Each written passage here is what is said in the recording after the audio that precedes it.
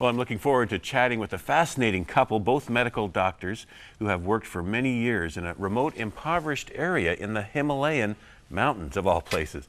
Doctors George and Sheila Varghese, welcome to 100 Huntley Street. And welcome to Canada. Thank This you. is your first time, I understand. Yes. Okay, well, it's good to have you here. And it is a fascinating place where you work, the Himalayan mountains. You know, we hear about it, we maybe see pictures, and you did bring some pictures we'll look at a little bit later. But I want to get a little bit of a sense of your story, each individually, and how God has brought you to what you're doing now, which is the medical work in those areas which are really underserved otherwise. So George, tell us a little bit about your upbringing and the path that God had you on. Yeah. I grew up in Kerala, which is the southernmost part of our country, India. It's a beautiful part, and I was born into a family of 6. My parents came from a lower middle class home, and I was brought up as a Syrian Christian, Orthodox Christian, and we believe that St. Thomas, one of the disciples of Christ, came to India in the 1st century, and so we take a lot of credit for being the first Christians even before Europe was Christianized. Right.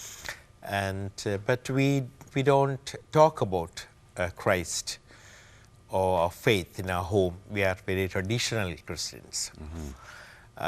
Then when I grew up and became a teenager, that's the first time I heard about Jesus Christ through Billy Graham's ministries. And then moved to medical college. My aunt was a missionary doctor in the North India, Dr. Mary Matthews. And she encouraged me to look into medicine as a possibility, and applied to Christian Medical College, Ludhiana, and got in for medicine, and I decided to become a doctor there.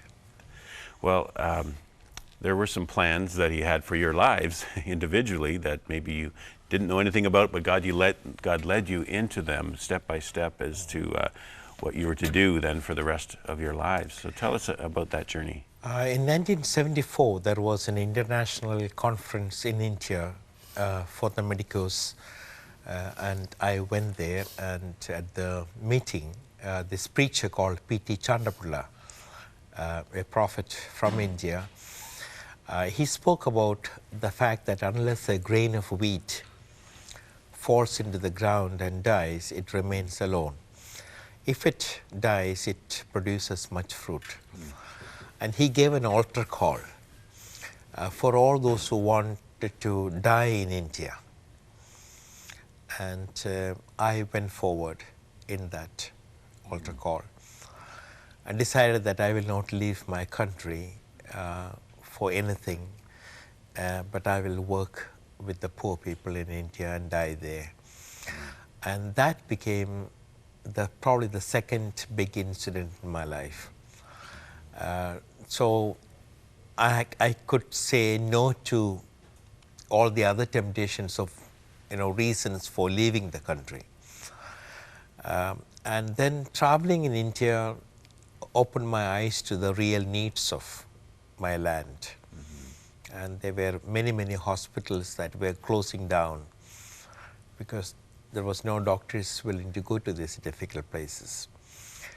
And so we got married in '79, and at that time we were going for studies, further studies and to specialization. And we were seeking God, and Sheila will tell about that part of the story. Okay, let's hear it, Sheila. During our medical school, we used to hear about the need for medical doctors to go to rural areas because they said that 80% of India's population is in the rural areas, but 80% of the doctors are in the cities. Wow. So Now that's a huge population of Yeah. India, and about 80% are in rural areas. Yes. You would think that they're all just around the big cities, but That's an Yeah. amazing statistic. So that reality used to be behind all our thinking when we finished medical school and when we were looking to what to do next and what to do in our future. And so when we were asking God, you know, what should we do? Though we had applied for post-graduation and we were going for further studies, we were praying for God to show us what to do next. And during our honeymoon, we had gone to an orphanage where they showed us slideshows about a hospital which was closing down. And that was Manali Hospital. So In the Himalayas. In the Himalayas. Yeah. And they were looking for doctors so that, you know, they could keep this hospital open. So that's when the first time the question popped up, like, is this God calling us, or is this where we should go? Because that was a rural area. And we continued praying, and we wrote to the 2 English nurses who were working at this hospital, just asking information about the hospital, like what kind of patients do you see, and what's happening there, and why are you closing down. And after 2 or 3 days, we got a letter from them. So our letters had crossed, and they asked us whether we were available for that hospital. So we were a little confused because we had filled up all our application forms and everything to go back to studies. But then this came up. So we continued praying, and then the morning mail we had got the letters from the 2 nurses, and the evening mail we got a letter from a friend of ours who was a mentor of ours, Catherine Jones. And in that letter there was one sentence which said, "Manali will welcome you with open arms." And we had not told her anything about it. So that was kind of a confirmation from God for us. Wow. So right from the time of your honeymoon, God was working on your heart to not only knit you together, but knit your hearts together for the cause of working in the hospital and reaching these very needy people. So then you headed there. Well, we packed up our bags and came to our college to say goodbye to our friends. And they told us it was probably the biggest, the wrong decision that anybody from the medical world can make, to giving up the opportunities for studies and going to a place when we had no experience. We were just fresh graduates. We said, well, if God tells us to do something, might as well do it. So we just went to this 14 hours bus journey from our college to Manali, because we didn't know where Manali was at that time. And actually, I don't really know where it is either, but we have a map. Maybe we'll at least have this map, a picture come up so you can kind of explain the geography. Yeah, you can see in that map Manali marked, and it is in a state called Himachal Pradesh, which borders with China and Tibet at the eastern part. So that's where the Himalayan mountain range is up there? Yes, that is a great Himalayan range. Runs right across from Nepal to Afghanistan and just above Manali. Okay. And it's about 580 kilometers from New Delhi north. All and right. it takes 15 to 16 hours bus ride over the mountains. Wow.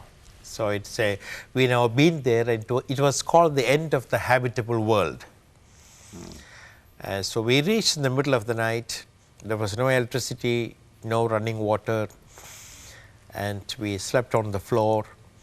And next day we opened our eyes and saw the Himalayas.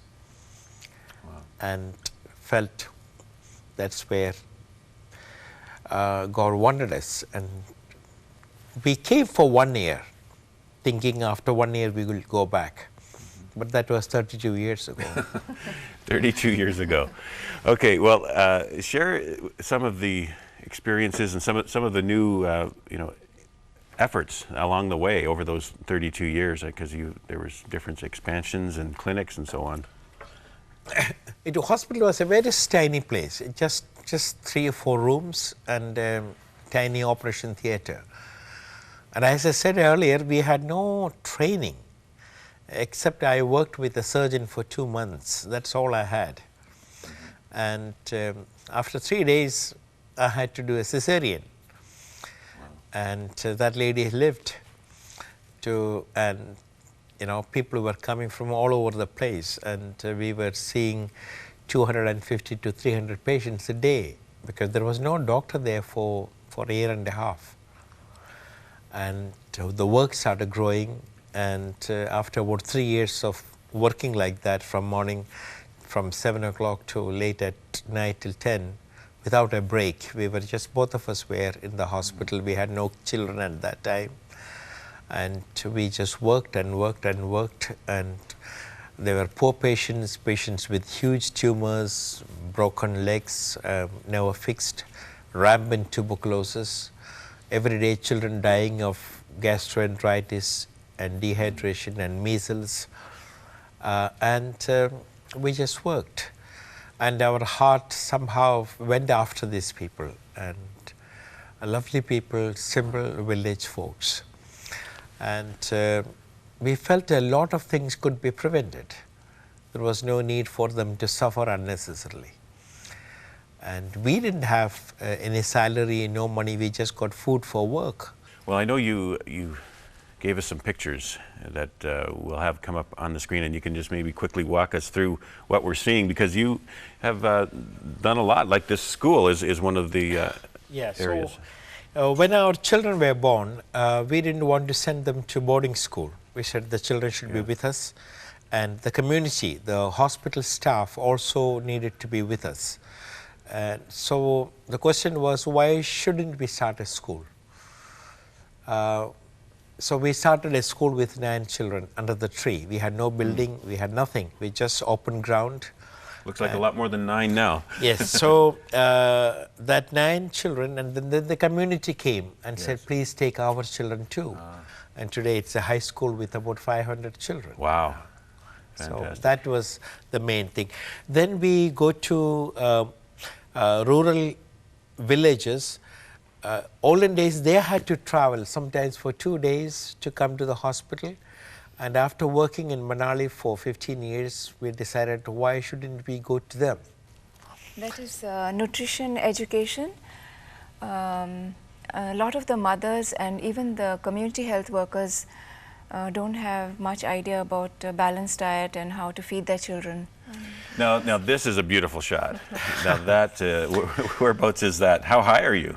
We were at 14,550 feet, right at the Great Himalayas, and those peaks are unclimbed mountains, and that we had to travel on those on this road to reach our clinic. Wow. So it is snowed in, it's very, very cold. It goes to minus 30, minus 40 degrees, and we don't have any heating, so we are really cold. Wow. We live in that conditions. So 32 years of working, of being God's hands and feet there and blessing the people. I know it was recently recognized as this trip you also received a Hall of Fame award from the University of Toledo for in their medical missions field, and so congratulations for that. And may God continue to strengthen you as you continue on in this wonderful work for Him. Yeah, it has been a long journey, but exciting journey. Yeah. But I think more than that, what happened was through the work, the church started growing in Manali, and we were very few Christians when we went there. And today we have a thriving church from about 6-7 language groups in that place, and people are coming to know that Jesus Christ is alive and He loves them. I think that has been probably the biggest achievement, and what happened, and God is working in many people's lives. Well, that is the bottom line, isn't it? The eternal picture of blessing people. So, Drs. George and Sheila Varghese, thank you so much for stopping by and giving us your story. May God bless you as you continue on. Thank you so much.